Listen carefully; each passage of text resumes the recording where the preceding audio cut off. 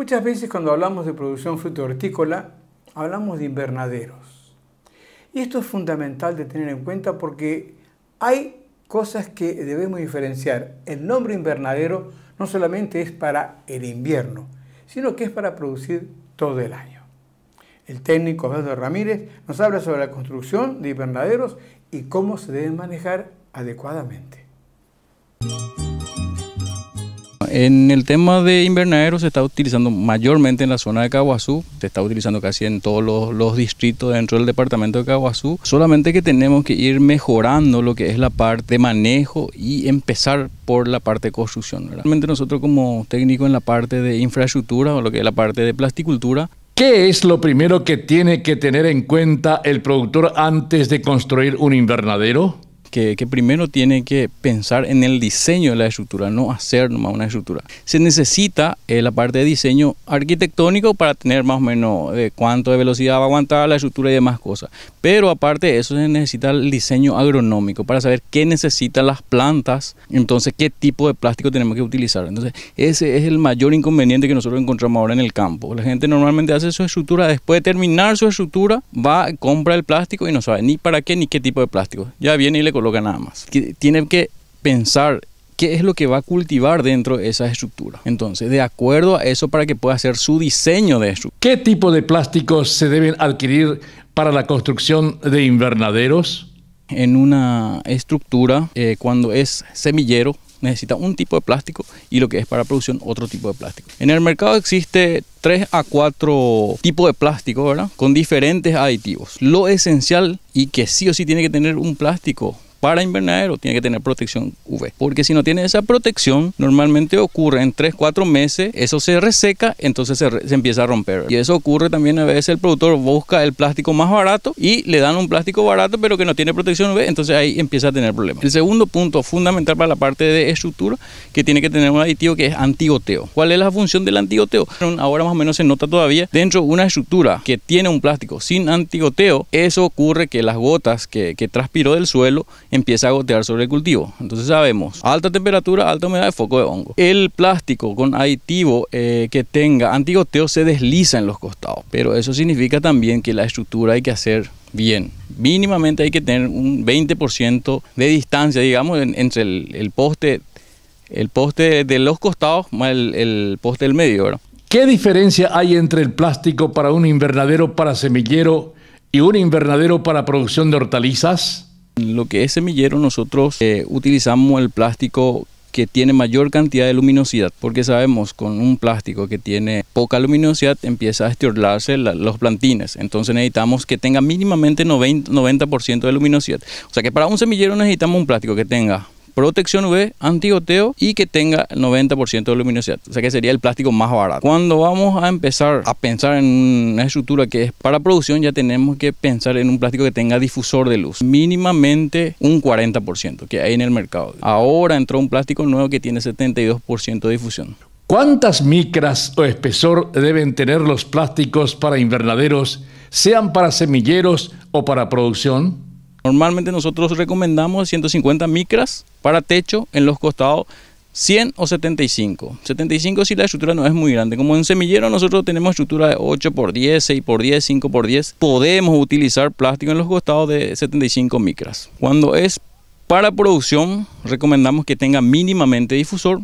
Acá se ve más o menos, este es un plástico de 75 micras, más bien para costado, tiene protección UV, tiene antigoteo y tiene 90% de luminosidad. O sea que eso se puede usar en los costados, también para techo, pero el de 150 micras. Después tenemos lo que es plástico FD, eso significa que tiene difusor de luz. Sabemos que 3 tipos de luz llega a la Tierra, son luz visible, ultravioleta y infrarrojo. Entonces, lo que hace el infrarrojo cuando entra, trabaja en forma de zigzag. La luz no llega solamente en las hojas nuevas, también llega en las hojas bajeras. Sabemos que las plantas se alimentan a través de la fotosíntesis, con la luz dejando también hacia abajo, o sea, las hojas bajeras, también produce fotosíntesis. También tenemos otro plástico, que es un plástico antivirus que le llama. Ese plástico tiene protección UV, antigoteo, difusor de luz Y tiene un aditivo más que es antivirus, que lo que hace ese plástico, que los vectores que están por fuera no ven, o si entra dentro de la estructura, no entienden lo que pasa dentro de la estructura, por el aditivo mismo que tiene. Es muy importante también, más todavía en nuestra zona donde tenemos varios ataques de trit, mosca blanca. En cuanto a la ubicación del invernadero, ¿qué nos puede decir?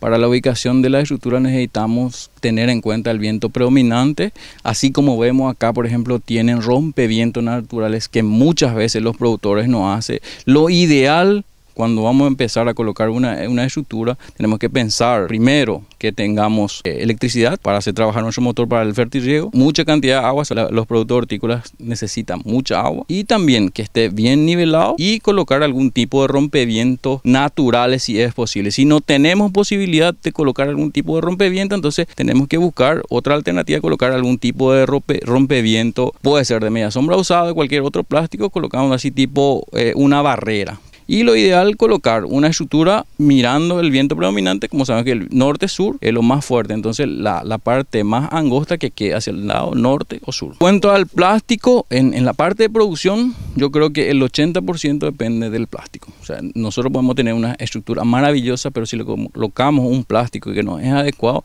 no vamos a tener la producción que nosotros necesitamos hoy. Pues nosotros si pensamos en hacer una estructura es porque queremos tener mayor productividad. Podemos tener una planta con buen desarrollo vegetativo, pero no tenemos fruta en el caso de tomate o locote. O sea, tenemos que hacer la buena combinación entre el plástico, la estructura y después la parte de manejo. Una vez que el productor cuenta con una buena estructura para invernadero y los plásticos adecuados, ¿cómo debe ser el manejo del mismo? Manejo de cultivo bajo invernadero, porque es un poquito más complicado que un manejo a campo abierto o bajo media sombra, porque vamos a tener dentro una estructura. En verano tenemos mucho más problemas, porque cuando no sabemos manejar tenemos problemas de aireación, también tenemos problemas de exceso de humedad y la temperatura. Entonces sabemos que lo que es alta temperatura y alta humedad es un foco de hongo. Ahí ya empezamos. Después, cuando tenemos ingreso de algún tipo de vector, sea mosca blanca, trips o ataque de ácaro, eso es un problema de controlar, porque normalmente la gente cuando tiene una estructura, por ejemplo, quiere meter mayor cantidad de plantas, que no es lo recomendable, porque no sabemos que nosotros necesitamos buena aireación para generar oxígeno. Entonces, el buen manejo, la buena planificación del cultivo, y después el otro tema, la parte de rotación, la rotación de cultivo, por el tema del suelo. Le pedimos al técnico que nos hable sobre ejemplos prácticos de cómo manejar los invernaderos ante algunas situaciones, por ejemplo en verano. En verano, normalmente dentro de una estructura, nosotros en la zona central llegamos a una altura de 4,50 m de invernadero, llegamos a 54 grados. Y es una temperatura bastante alta, ¿verdad? Entonces para las plantas. Para verano, por ejemplo, normalmente se recomienda con abertura cenital. Esta es una estructura tipo túnel. Cuando nosotros abrimos las cortinas o los costados, en el tipo túnel entra el viento frío de hacia afuera, y como el aire caliente es más liviano que el aire fresco, el aire caliente sube hacia arriba. Y cuando cerramos la cortina o a la tarde cuando no hay más viento, vuelve a bajar esa temperatura caliente, el tufo caliente que se acumula en la parte de arriba, y eso afecta otra vez a las plantas. La tecnología de utilizar el invernadero cenital, entonces lo que hace, abriendo la cortina, entra el aire fresco y el tufo caliente sale por la abertura cenital que tiene la parte de arriba. Nosotros recomendamos máximo de 50 centímetros del cenit y tratar de colocar lado este, porque hay mucha gente que tuvieron problemas con el cenit porque justo se colocó el lado sur, por ejemplo, y sabemos que en invierno, cuando viene un viento sur, eso le afecta porque entra por el cenit. Otro manejo importante en ese caso, cuando es cenit, de repente se puede cerrar. Hay forma de cerrar, hay gente que ya tiene forma de cerrar en el invierno el cenital. Otro ejemplo de cómo manejar el invernadero, pero en invierno. En el invierno normalmente hay varios manejos. Si sabemos que hoy va a caer helado, o sea, la madrugada va a caer helado, ya cerramos más o menos a las 12, a las 11, a las 12, cuando tenemos buena temperatura, para tratar de acumular el aire caliente dentro de esas estructuras. Otro manejo que hacemos es, le damos buen riego. Normalmente se usa la cobertura plástica y se usa cinta de riego, entonces le regamos. Si nosotros solemos regar 10 a 20 minutos por día para darle humedad a las plantas, ese día le regamos mínimamente 1 a 2 horas. Después lo que hacemos, metemos también riego en los pasillos para darle mayor mayor cantidad de humedad, entonces eso se evapora y eso también controla un poco lo que es la parte de la helada, ¿verdad? Pero si llegamos a tener ya una planta de 2 metros de altura, nuestra altura máxima de un invernadero de 3 metros ya es complicado. Difícilmente que se pueda controlar por más de que nosotros le cerremos toda la estructura, le regamos el riego, porque va a haber una diferencia de casi 1 metro o 50, 80 centímetros más o menos del plástico y sabemos que la temperatura igual va a pasar. Si tenemos afuera